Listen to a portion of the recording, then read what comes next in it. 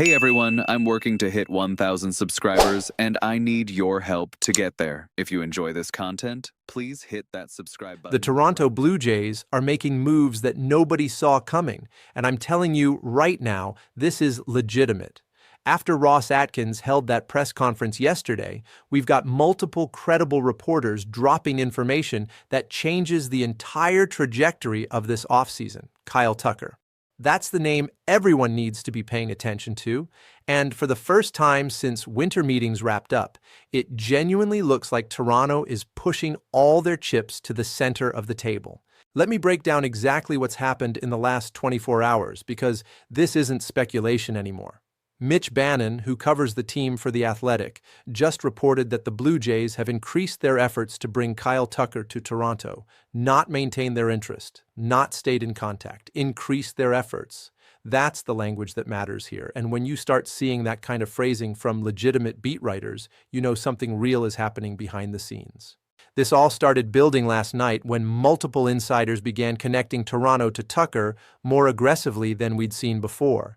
Ken Rosenthal mentioned the Blue Jays were interested. Robert Murray confirmed it. Then Mitch Bannon dropped a full report explaining that despite signing Kazuma Okamoto, Toronto remains firmly in the mix for both Tucker and Anthony Santander, though a Bo Bichette reunion is looking increasingly unlikely at this point. But here's the key detail that has me fired up. Bannon specifically stated that Toronto's recent recruitment of Tucker has been more aggressive according to league sources. More aggressive. That means phone calls, meetings, contract discussions, everything ramping up significantly. If you've followed this team through past free agency periods, you know how this works. Think back to when they signed George Springer. It started exactly like this. A few breadcrumbs here and there, reporters starting to mention Toronto more frequently, then suddenly the momentum shifted entirely, and they landed one of the biggest free agents available. The same pattern is emerging right now, and it's impossible to ignore. The Blue Jays invited Tucker to tour their player development facilities back in early December. That's not something you do unless you're serious about bringing someone in long term. You don't waste that kind of time and resources on a courtesy visit. Vlad Guerrero Jr. has been engaging with Tucker's social media. Joey Loperfido, Miles Straw, others on the roster are dropping comments and likes. That's the kind of behind-the-scenes recruiting that actually matters when players are making these decisions. George Springer was also spotted with Tucker and Michael Brantley at an event recently, which might not seem like much on the surface, but if Springer can sell Tucker on what Toronto has to offer, that could be huge.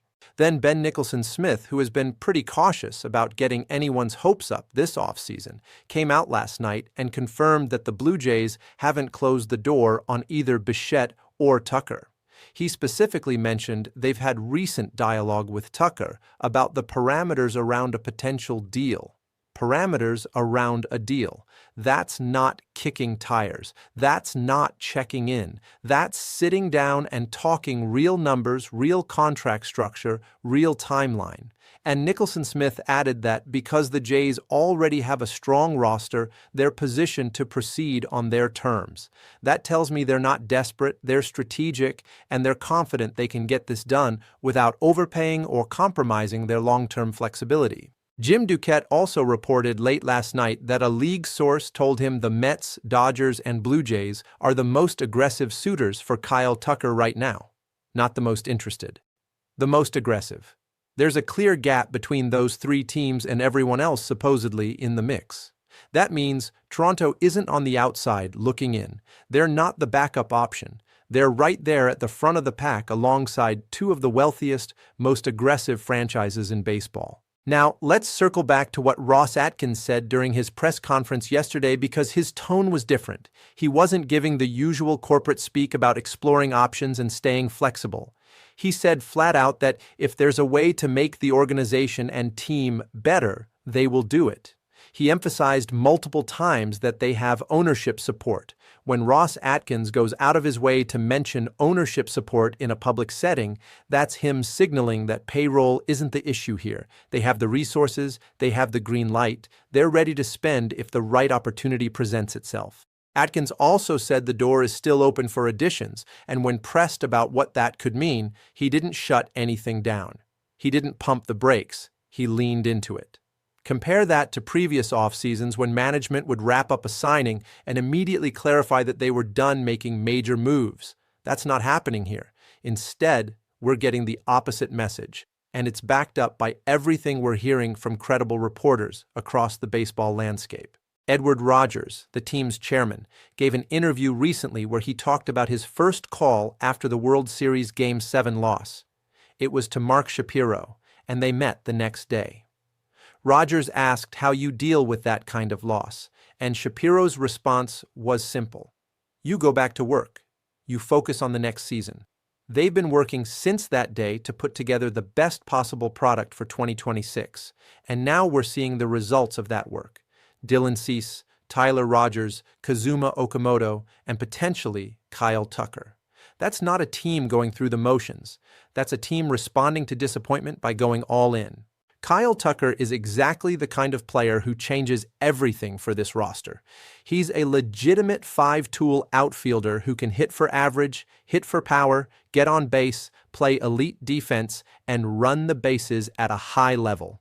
Pairing him with Vlad Guerrero Jr. and Bo Bichette if he's still around, plus the pitching additions they've already made, would give Toronto one of the most dangerous lineups in the American League. This isn't about plugging a hole or adding depth. This is about acquiring a legitimate superstar in his prime who can be a cornerstone for years. Nothing is imminent according to the latest reports, and this could still take some time to play out. But the smoke is real. The interest is real. The conversations are happening at a level that suggests Toronto is genuinely in this fight. Whether it's a trade or an extension, whether it involves moving other pieces or restructuring the roster, the Blue Jays are making a serious push for one of the best players available, and that alone should have every fan paying attention. This offseason has already been better than most people expected, and if they can land Kyle Tucker, it becomes one of the most impressive turnarounds in recent Blue Jays history. The pieces are there. The urgency is there. Now we wait to see if they can close the deal.